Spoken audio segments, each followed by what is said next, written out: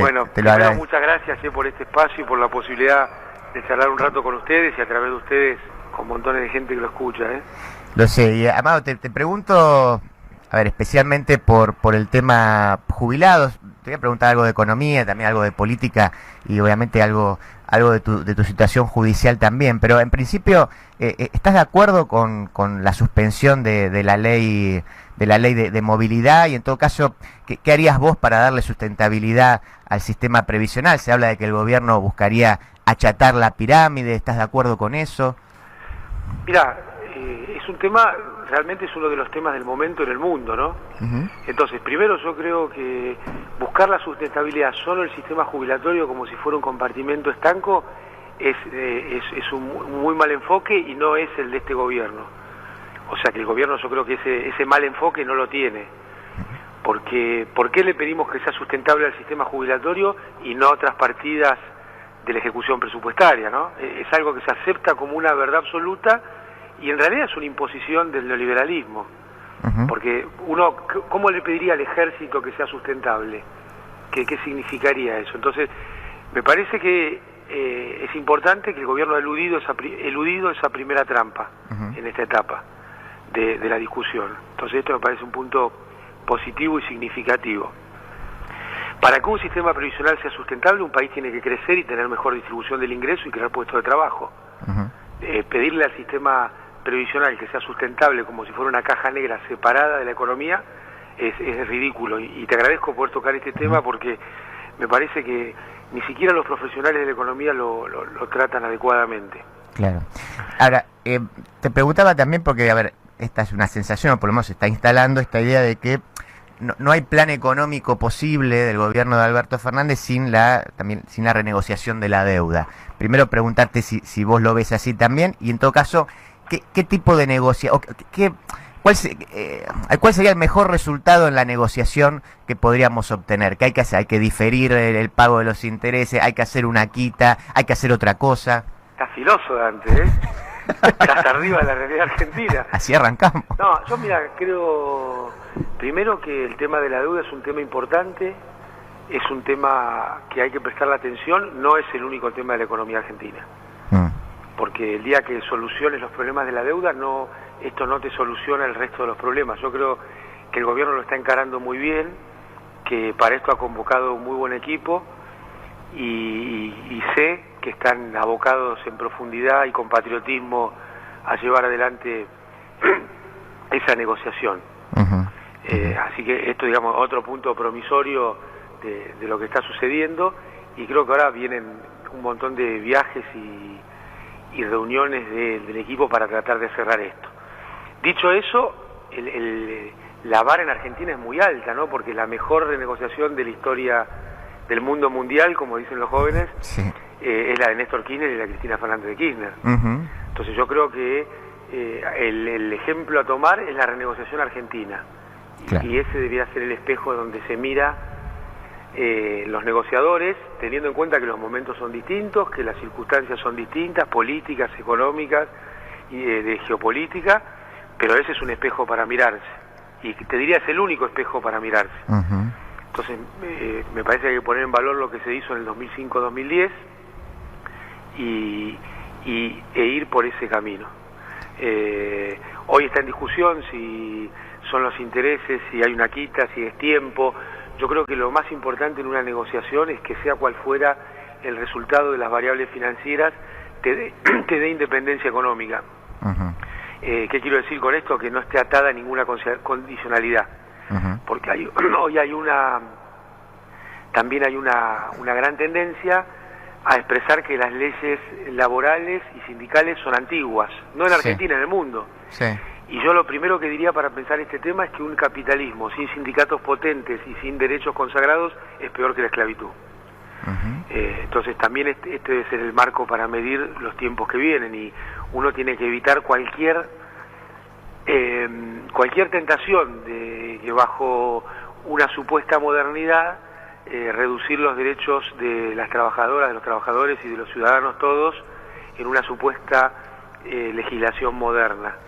Porque sí, lo que uno ve es que el capitalismo lo que hace es cada vez apropiarse de más parte del trabajo y no de menos. Dicen que el problema son los trabajadores y las leyes, pero las ganancias empresariales son cada vez mayores y la concentración económica es cada vez mayor y la desigualdad es cada vez mayor. Entonces, todo este discurso tan bien elaborado y tan bien repetido, en realidad no se condice con la realidad económica del mundo ni de la Argentina.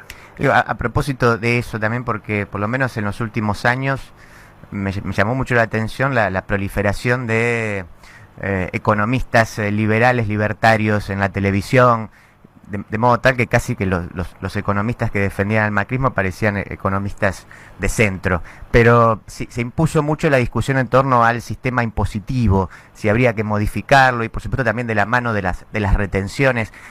¿Cuál sería brevemente la modificación que vos harías? Tienen razón, hay que modificar. Claro, en eso sí, ¿hacia dónde? Pero claro, exactamente. Mira, hoy vos tenés, primero, ¿qué significa el sistema de precio en el siglo XXI, ¿no?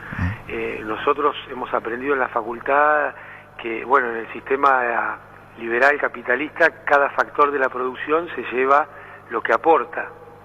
Y bueno, esto claramente no está funcionando así, ¿no? Porque la productividad del trabajo crece a ritmo muy importante desde los 80 de forma constante y los salarios no crecen al mismo ritmo.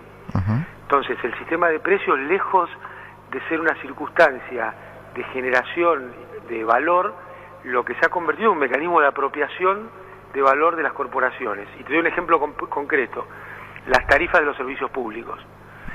El precio de las tarifas de los servicios públicos es una variable política. Cuando se decide que sean bajos y cuando se decide que sean altos, siempre es una variable política, porque el supuesto empresario que está, y estoy pensando en Midlin en particular, que está al frente de esto, ni arriesga, ni innova, ni compite. Ninguna de las cuestiones por las cuales un empresario tiene derecho a ganar dinero en el sistema capitalista. Entonces, lo que tiene es un mercado cautivo con una variable de decisión política que es la tarifa, que en la etapa de Macri ha sido un mecanismo de saqueo de la Argentina. Entonces hay que tener cuidado con estos conceptos y como se dicen, y no es un problema de la Argentina, no es un problema idiosincrático de la Argentina. En Francia y en Chile y en Argentina, los servicios públicos se han convertido en un mecanismo de extracción de valor de la sociedad, no de generación de valor. Porque yo te pregunto, ¿el sistema energético aportaba a generar más valor en la época del kirchnerismo o en la época de Macri? Está claro que en la época del kirchnerismo, que la Argentina crecía, que se generaban puestos de trabajo, que era sustentable. Sin embargo, las empresas, esas empresas valen más en el mercado hoy que en la época del kirchnerismo. Quiere decir que ahí hay una distorsión entre lo que mide la bolsa y lo que mide la realidad de la vida de las personas. Esas empresas, cuanto más destruyen la vida de las personas, más valen. Entonces, ahí hay un problema que no es ni de la naturaleza ni de la tecnología, es un problema de las leyes, en particular del sistema impositivo y de este mecanismo de fuga y extracción de valor que son las empresas de servicios públicos. Estamos charlando con Amado Boudou. Amado, te llevo o te hago un par de preguntas políticas. ¿Cuál es para vos el principal desafío desde lo político que tiene el gobierno de Alberto y de Cristina? Bueno, mira, en realidad lo que tiene, me parece que la discusión o la disputa en Argentina hoy, viste que se habla mucho de la correlación de fuerzas.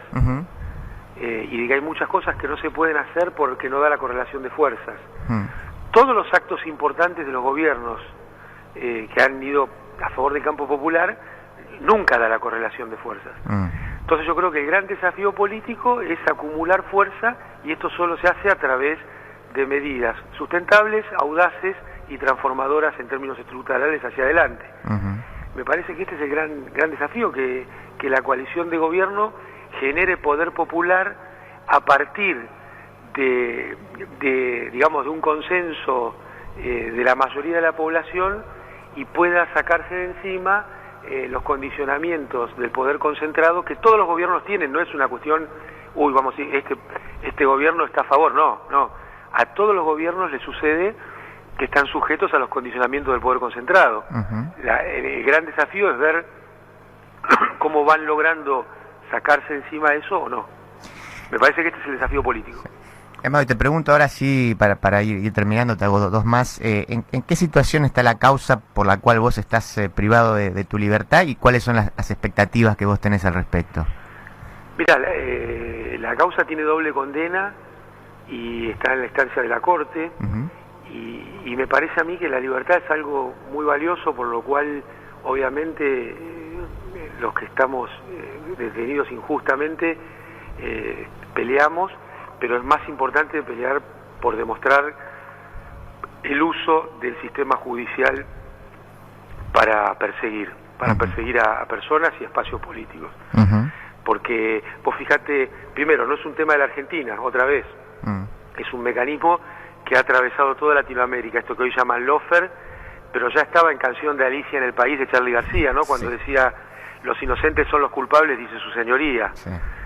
Así que no es algo nuevo, lo que pasa es que la aplicación masiva y desembosada estamos viendo ahora, pero hay una pelea internacional para que Lula salga, Lula sale de la prisión y le ponen 17 años de condena.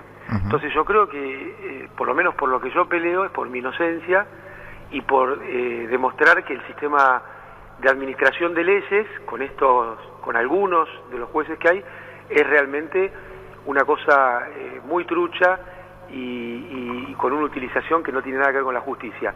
El señor Bertuzzi, que fue el presidente del tribunal que me condenó, que me metió preso, Macri le pagó con un ascenso a la Cámara Federal. O sea que eso, y lo hicieron a la luz de todo el mundo, lo decían en los diarios, no estoy diciendo nada que no sea. Y ese señor todavía hoy es juez federal, que ni siquiera sus pares escribieron una carta para que no se lo reciba en la Cámara Federal, pero Macri por decreto lo puso en ese lugar. Esta ha sido la situación de parte de la justicia argentina, que lo vemos hasta en un informe de la OEA que ha habido. Entonces yo creo que yo estoy preso por las cosas buenas que hice y por las cosas malas que no hice. Y en ese sentido, mi lucha es por demostrar que hay algo que se llama sistema de justicia, que es un sistema de administración de poderes fácticos, que en esta etapa no es que ha sido arbitrario, ha sido persecutorio, porque si fuera arbitrario, estadísticamente le hubiera tocado algunas veces a unos y otras veces a otros. Sin embargo, fue siempre sobre las mismas personas y sobre el mismo espacio político, y esto lo dijo con mucha claridad Cristina Fernández de Kirchner en su indagatoria. Cuando ella dice las condenas ya están escritas, me parece que está marcando el tiempo, está diciendo de una forma muy potente la realidad que nos tocó vivir, que es un sistema de administración de leyes muy trucho, que comenzaba con la denuncia de alguien de la CIDE, seguía con una condena mediática y después con una farsa judicial que convalidaba la condena mediática. Esto es a lo que nos hemos visto sometidos y hoy nos olvidamos, pero perforaron como un crucer la Patagonia buscando las cajas del dinero K, porque era un agravio. Y hoy escuchamos los audios del Poder Judicial de Jujuy y no se agravia a nadie. Entonces eso te marca con claridad lo terrible, injusto, lo antipopular, antidemocrático, antirepublicano que son estos supuestos republicanos. Amado Vudú, muchas gracias por esta comunicación con No Estoy Solo.